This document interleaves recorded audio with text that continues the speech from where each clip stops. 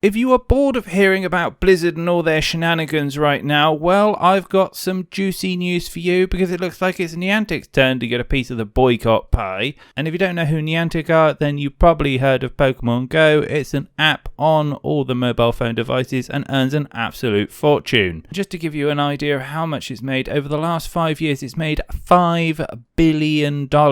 And interestingly enough, 1.3 of that was in 2020 at the height of the pandemic. Anyway, to understand why everyone is boycotting Niantic at the moment, we must go back in time to the beginning of the pandemic. So some of the features on Pokemon Go require you to be in close proximity to certain areas on the map. And of course, when you're in a pandemic where being close to someone is the last thing you want to be, this can raise certain questions and worries. So to keep everyone safe and, more importantly, not lose revenue during the pandemic, Niantic basically introduced a whole slurry of changes to their game. And these included things like increasing spawn rates of Pokemon, they also added the remote raids, they reduced the walking distance on certain requirements, and additionally, the big change is they also increased the interaction radius for your character. Now this increase in radius was greatly received because one of the byproducts of doing this, it opened up the game to audiences that weren't able to necessarily play before. And to give you examples of individuals who were impacted by this, it was people in wheelchairs who had limited accessibility to certain areas,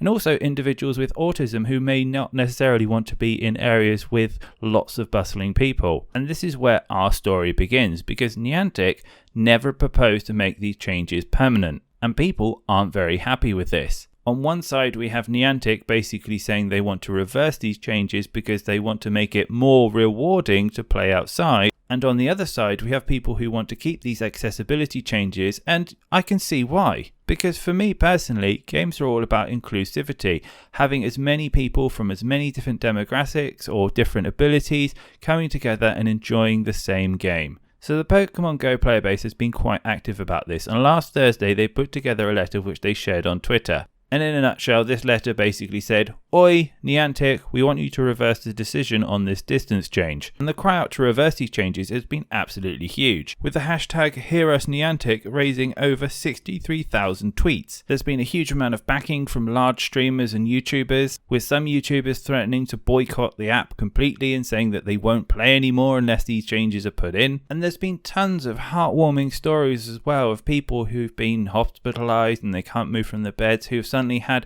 a little bit of a perk to their day because they now have accessibility to gyms and able to catch Pokemon where they haven't been before. This unfortunately has been to little to no avail. Niantic put out a blog post acknowledging all the community concerns, but you could argue it's just fallen on deaf ears because they seem to be determined to stay with these changes. Because, and I quote, "We want people to connect to real places in the real world and to visit places that are worth exploring." Now here's the piece for me. I could understand if this was 200 meters going down to 100 meters, but this is only a 40-meter change, and being within 100 meters of an area is still a pretty significant distance. And here's the silly thing, the human eye can see roughly 3.1 miles. What does 40 meters make all that difference? And most of the time when people are exploring these new areas, they're not concerned with what's going on around them, they're looking at their phone scanning for Pokemon. If I've left my house and I'm still only 80 meters from the distance, I've still left my house, I've still gone off to explore it,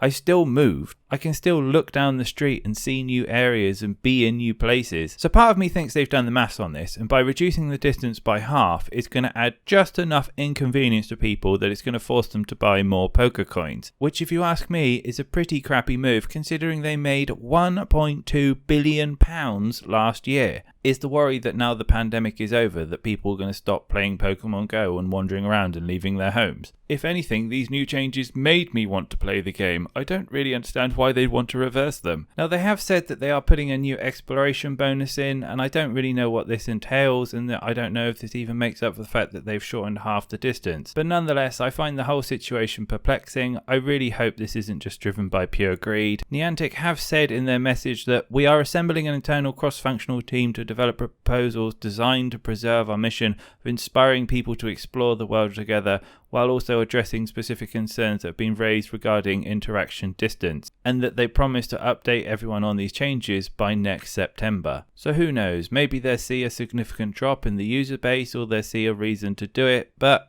Until then, we'll just have to wait and find out. I'd love to hear from other Pokemon Go players. I absolutely love the game. It gets me out of the house and keeps me fit and healthy while having a little bit of fun. But most importantly, I hope you're all well. Stay safe and healthy, everyone, and I'll be back with more news soon.